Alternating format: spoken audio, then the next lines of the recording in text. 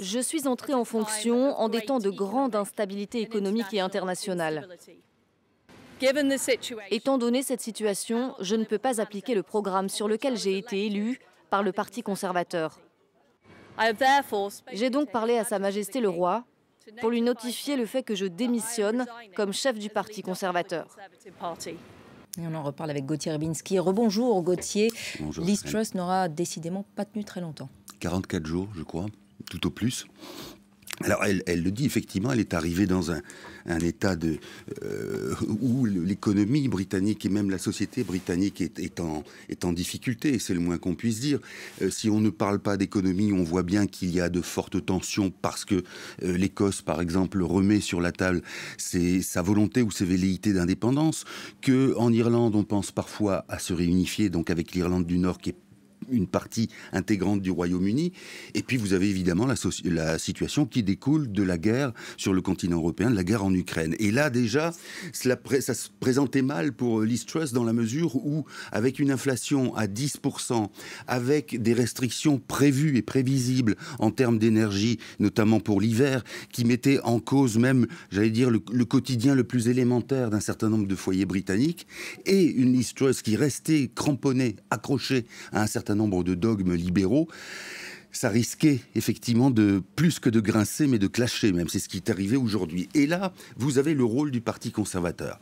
Alors, le rôle du Parti conservateur, c'est en fonction de ce que les uns et les autres pensent. Et ce Parti conservateur, on l'avait vu déjà à l'époque de Theresa May, puis de Boris Johnson, il est partagé entre diverses croyances, entre diverses approches, notamment de l'économie. Et il semblerait même qu'il y ait un effet générationnel qui joue à l'intérieur de ce parti, avec finalement ceux qui sont à l'abri, qui ont déjà un certain âge, et qui sont partie prenante finalement pour des aventures très dures en termes libéraux, et d'autres qui sont, on va dire, beaucoup plus sensibles au social, tout simplement parce qu'ils ont encore une vie politique à vivre et à mener.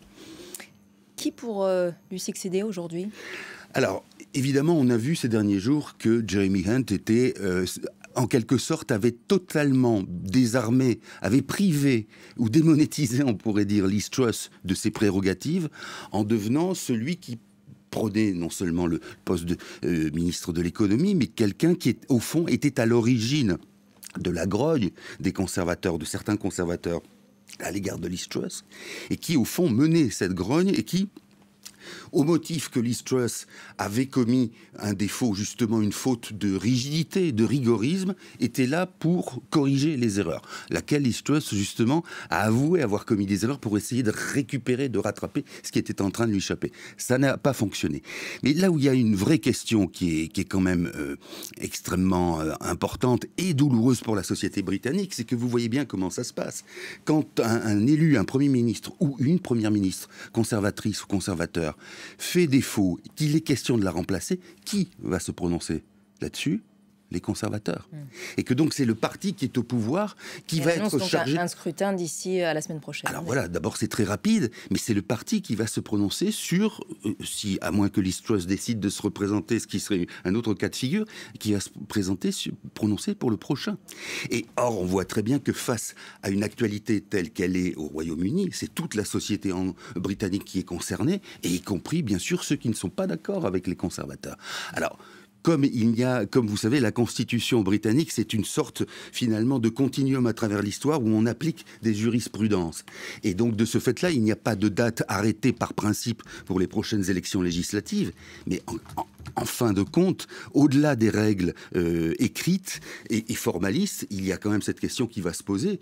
En pareille situation, en pareil cas, avec finalement des situations, une actualité extrêmement délétère au Royaume-Uni, il faut en revenir devant le peuple et devant le suffrage populaire. Et donc il va falloir en revenir à des élections générales législatives. Et c'est ce à quoi l'opposition travailliste appelle justement par la voix de Keir Starmer. Gauthier, elle quitte donc le navire aujourd'hui alors que le pays est dans une très mauvaise situation, notamment économique, vous avez commencé à l'évoquer. Alors, tout à fait économique, il y a les effets de la guerre en Ukraine, mais il y a aussi finalement les... je ne peux pas dire les résidus parce que c'est pas terminé, enfin les effets du Brexit. Et là encore, vous voyez qu'on a été avec le Brexit dans une affaire fantasmée ou fantasmatique et en tout cas idéologique qui consistait à croire qu'en sortant de l'Union européenne, le Royaume-Uni était absolument sauvé, qu'il allait retrouver une croissance éclatante, un rôle dans le monde époustouflant et une économie qui allait être, justement parce qu'on se barricadait dans le Royaume-Uni, une économie qui allait être vertueuse et florissante. Or, on voit bien, par exemple, que le seul problème du protocole d'Irlande, qui sépare en fait l'Irlande du Nord de la République d'Irlande et de l'Union européenne, est suffisamment compliqué pour signifier et entraîner au sein même de l'économie britannique déjà des pertes et des carences. Rien que cette question. Alors, si vous prenez toutes les autres, sur le chômage, sur l'immigration, qui fait aussi que le Royaume-Uni manque de main-d'œuvre, etc., etc., on est, me semble-t-il, dans les séquelles. Encore une fois, le mal n'est pas passé, mais dans les conséquences du Brexit. Et c'est là, si vous voulez, qu'une femme ou un homme, ça aurait pu être un homme, aucune importance, qui se présente à la tête du gouvernement en disant on va appliquer le dogme libéral ou néolibéral, quelles que soient les circonstances, et on vient un peu de les détailler, là c'est de la folie totale. Et c'est ça qui a fait sauter Liz Truss, mais encore une fois, on pourra y voir plus clair lorsque des législatives, des élections générales auront eu lieu au Royaume-Uni.